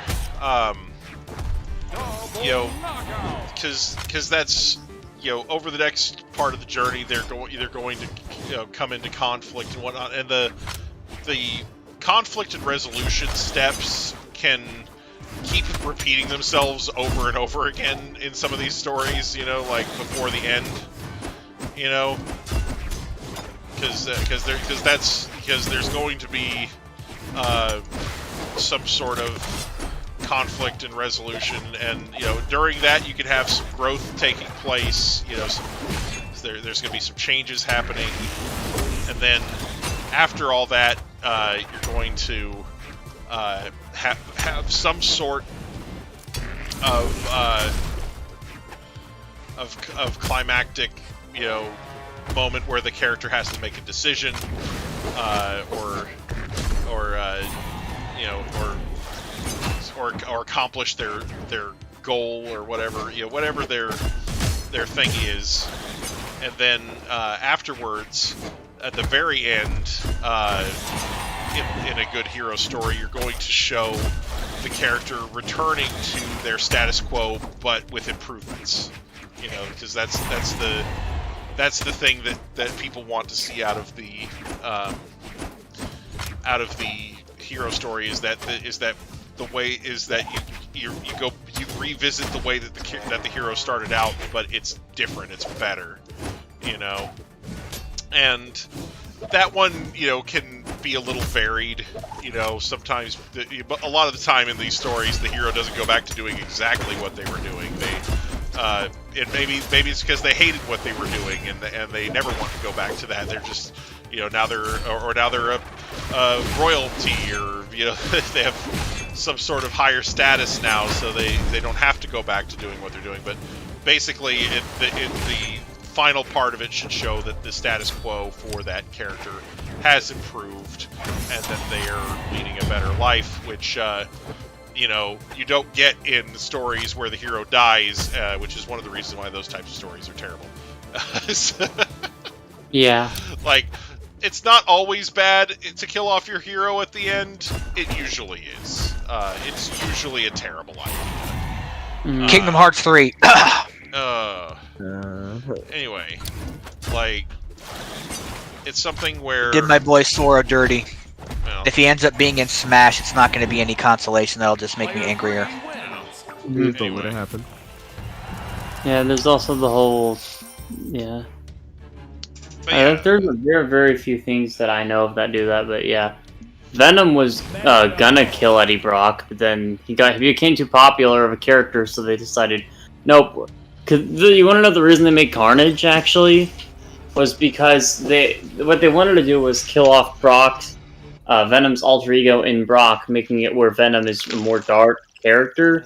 But he became too popular of a character, so instead of killing Brock, they decided, oh, let's write a new character, Carnage, who... and make him an irredeemable, crazy asshole. You know? Yeah, a completely irredeemable psychopath who was born evil. Yeah. Yeah. I know Cletus Cassidy almost has like an anime... He's literally an anime villain, actually. Like, he's born... You know, he died at birth, was revived, was evil from the get-go. He killed his grandmother at the age of 6, and a dog, you know. And his mom. I tried to kill his mom. Earlier you were saying that Cletus Cassidy was supposed to be like the Marvel's Joker. Marvel already had... Yeah, design-wise. Well, like, Marvel already had a Joker stand-in. His name is Arcade. Yeah, I know. I'm just saying that he was supposed to be. They decided like the design for him was supposed to be similar to the Joker, and the fact that he's like a psychopath. That was the original concept for Freakazoid, the Joker but a good guy. Like if you look at Cletus Cassidy's face in the '90s comics, or in the '90s when he was first introduced, his face looks like exactly like that of comic book Jokers, except without makeup on. Right. But yeah, except Carnage completely disgusts the Joker, because in a crossover between DC and Marvel, where it was Carnage It was Spider-Man and Batman fighting against Carnage and the Joker, and Carnage tried to team up with the Joker, but the Joker utterly denied this because he was even disgusted and grossed out by Carnage's methods, because Carnage mentioned the whole killing the people of Gotham with gas thing isn't fun at all. Where's the fun in, listening to them scream and seeing the pain in their eyes as you peel their flesh off and eat their heads or something like that? Totally said that? Yeah, Carnage said that, and it crossover. And the Joker's response was, "Oh, you're messed up, dude." Basically, like I'm not teaming up with you, man. You're messed up. Yeah, Marvel really wanted. I love how Marvel also decided to make one of their most evil villains part of the Spider-Man universe. The character who was supposed to be the kid-friendly hero. Yeah.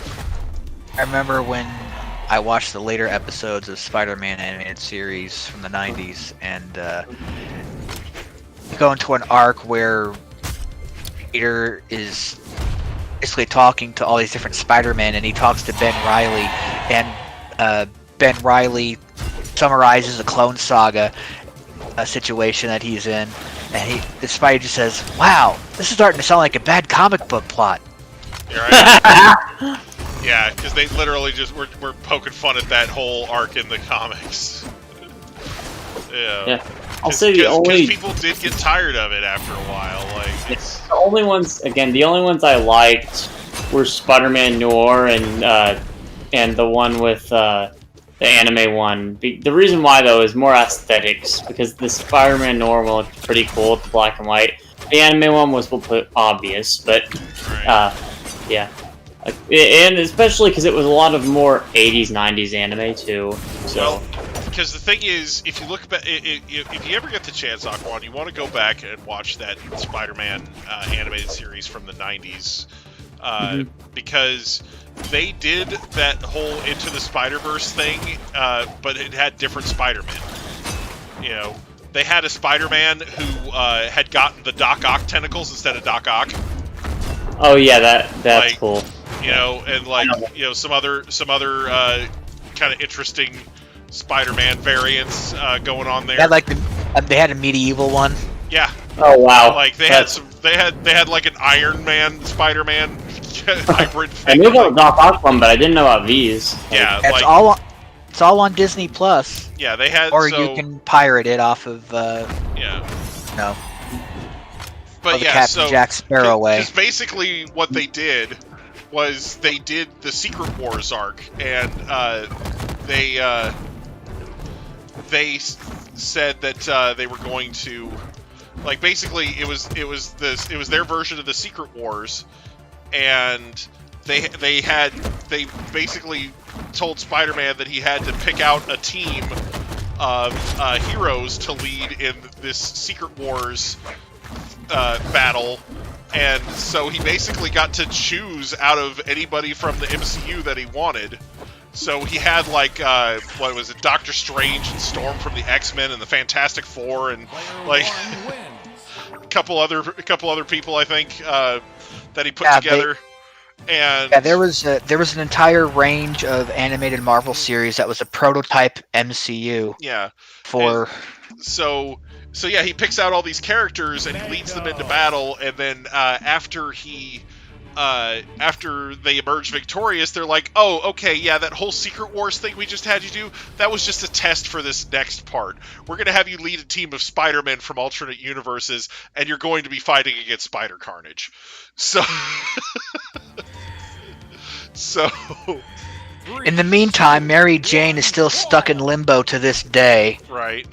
The series got canceled. Right, but but like I said, it's something where they did the whole Into the Spider-Verse thing in that series as well, and so like people are like, "Oh, that's such an original idea." It's like, yeah, it was so original when they did it in the 90s. Yeah. Honestly, nothing new since '62. Right. Yeah, honestly, I knew about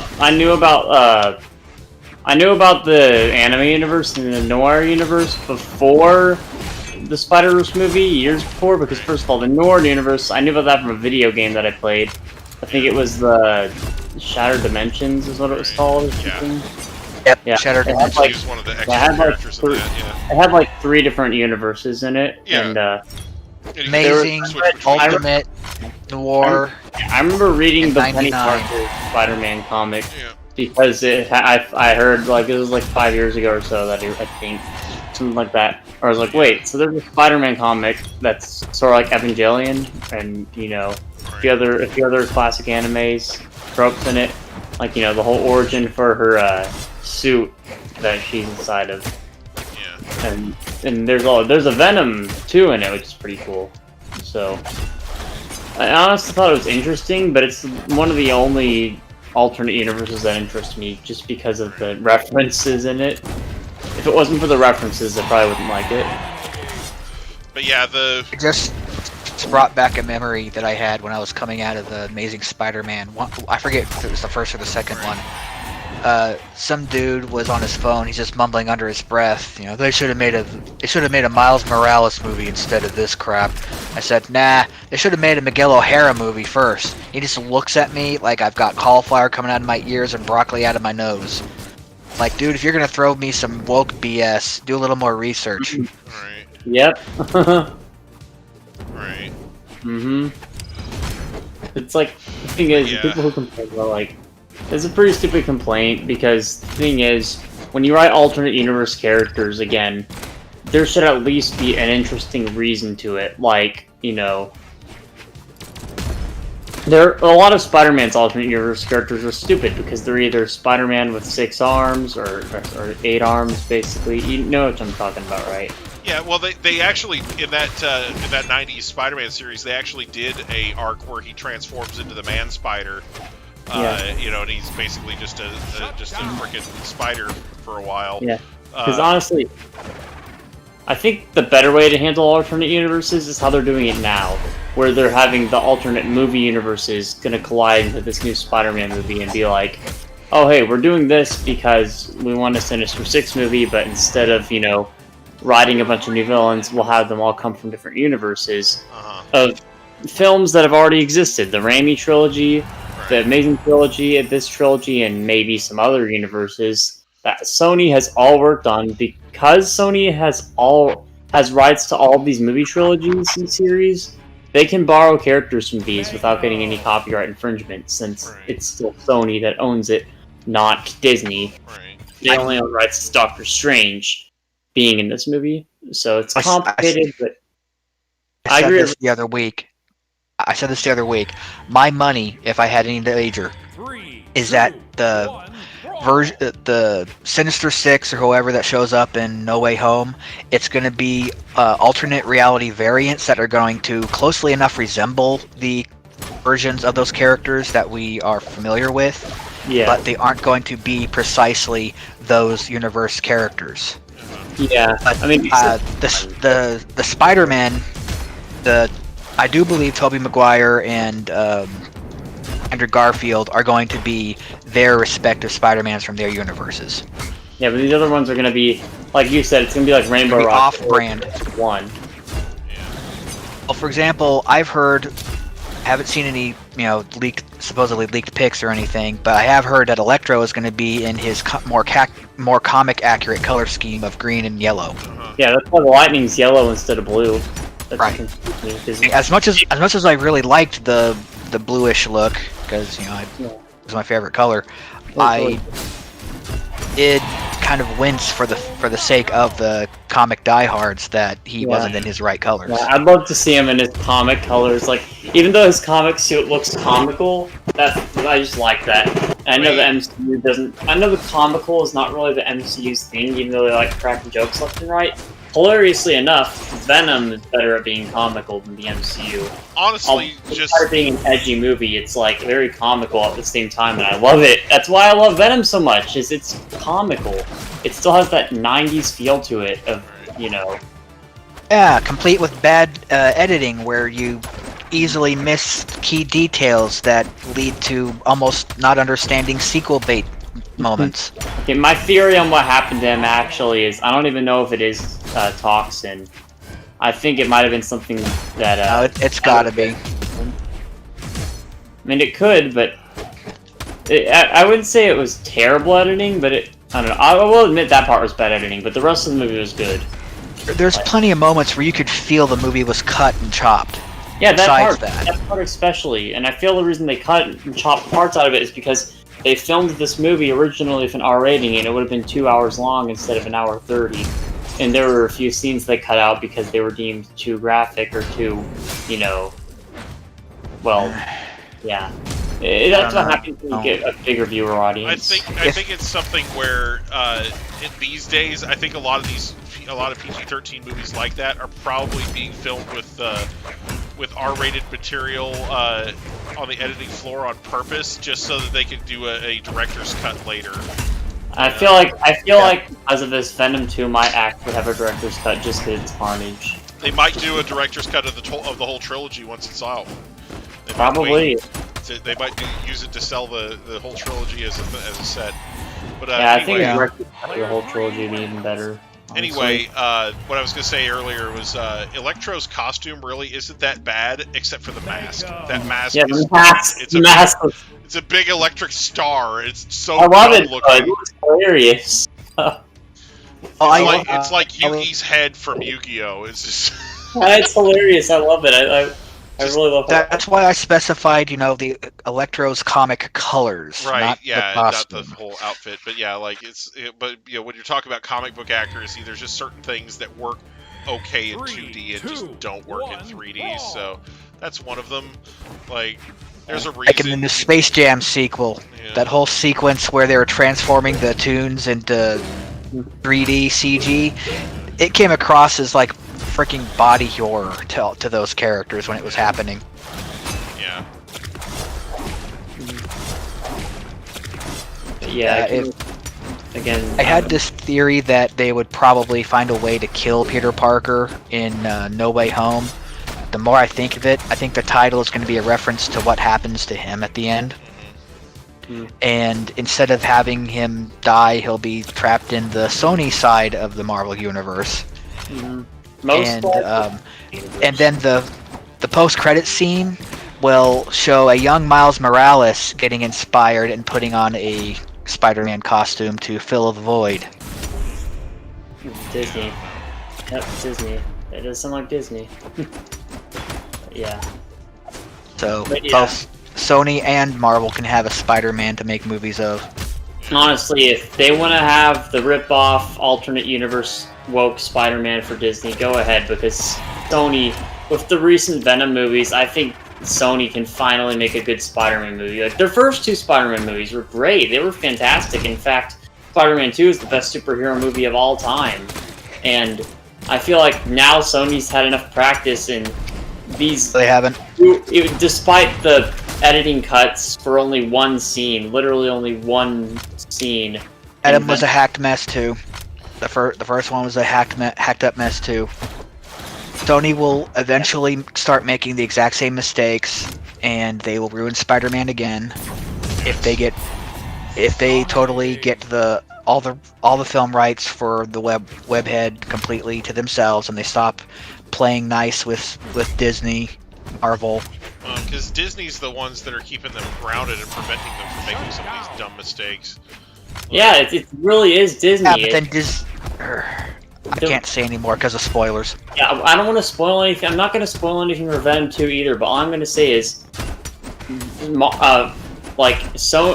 Disney's basically getting all pissy at Andy Serkis for wanting to make Venom and Venom 2 have more R-rated content in it. And so instead they have to cut this stuff out because they're like, oh, well, what if we want to do a Spider-Man crossover? Spider-Man's part of the MCU and the MCU doesn't do rated R. And even though, and you can say that's total bullcrap of Disney to say that, by the way, because guess what? All the X-Men movies are rated PG-13. You know what Logan was? It was rated R. And it was still part of the same series. It was continuity of the same series. They referenced things from the other X-Men movies in that had already happened prior. Right. So, well, I think the reason they got away with that was because Logan was meant to be the end of that trilogy or that continuity, so that it's something where, you know, because of the content and everything, like, you didn't have, like, they're like, yeah, this is the end of that continuity. You don't have to do anything else with it. After seeing Logan, though, it really makes me wish that the other X-Men movies, at least the ones of Wolverine, were rated R, just because we could have seen him like that in his prime, rather than him, dying and being a lot weaker than... Well, and the whole dying thing was bullshit anyway. Yeah, because... He's died in the comics before and stayed dead. They did it terribly. They got down the adamantium poisoning thing him right, but they didn't have him die because in the comics he comes back alive after dying. And it seems because like you can't. No one stays dead in comics except for the Parker parents, Ben Parker, and I forgot who else. Well, even the Parker parents have come back a couple times. Anyway. Yeah, his dad was supposed to come back in Spider-Man. Because that was a part of that whole clone saga thing. His parents show back up and they're like, "Oh yeah, we're not dead." In the Amazing Spider-Man, and it wasn't his parents. Well, but originally. Nope, it was not his parents that came back. There was some other BS going on, but yeah, the Parker parents pretty much stay dead. Because they were originally, they're supposed to be S.H.I.E.L.D. agents in the original comics, and basically even Nick Fury finally tells Peter Parker that they died fighting for their country as agents of S.H.I.E.L.D., and it's one of the few times that Fury tells the absolute unvarnished truth. Yeah, look, you may think that Sony would find a way to screw up Spider-Man, but Absolutely. Here's what you have to realize. It's writers, right? You have to get the right people to write, and I feel like the writers for Venom are going in the right direction, but Disney is not allowing them to make their full product that they want to make. That's why they've had to cut scenes out, and that's why Venom 2 and Venom 1, despite being really fun, enjoyable action movies with funny lines, clearly have scenes cut out that kind of, cut the flow up because of this, because most likely they filmed some scenes and then Disney's studios ended up seeing this and being like, well, if we want to ever make a Venom crossover, we can't, keep these in the movie. We won't allow it. So that's why I think if they do go through with this whole moving Spider-Man to the Sony universe thing, they could finally, make, like, say, the third Venom movie be like how Logan was, or like have, the Spider-Man. You do realize it's Disney who's literally producing and getting the writers together and the filmography and everything for all these Spider-Man movies in the MCU. Sony basically gets to sit back, make some suggestions, and take in a huge chunk of the profits. Or Disney's doing all the heavy lifting of resurrecting this character after a failed reboot, and Right.